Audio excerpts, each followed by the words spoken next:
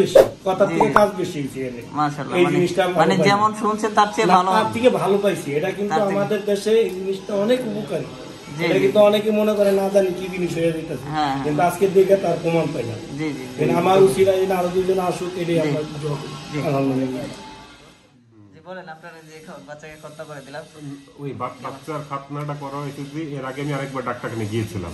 ওই ডাক্তারখানা যে আপনার সরঞ্জাম দেখে বাচ্চা মানে এতটা মৃত্যু হয়েছে যে সেই ক্ষেত্রে মনে করেন মুসলমানি করানো সম্ভবই হয় না, যার কারণে এত দেরি হয়েছে। যার কারণে মনে করেন 6 বছর থেকে 9 বছর হয়ে গেল। এর ভিতরে লকডাউনও গেছে আপনার 2-3 বছর, বিভিন্ন সমস্যা মিলে 6 বছর থেকে 6 বছর বয়স থেকে চেষ্টা করতেছে কি মানে মানসিক ভাবে মনে প্রস্তুতি করা হয় ওকে মনে করেন সম্ভব হয়ে ওঠেনি, খালি তা আজকে যে হত্যা করলাম কেমন হয়েছে? আপনার ছেলে ভয় পাইছে অথবা?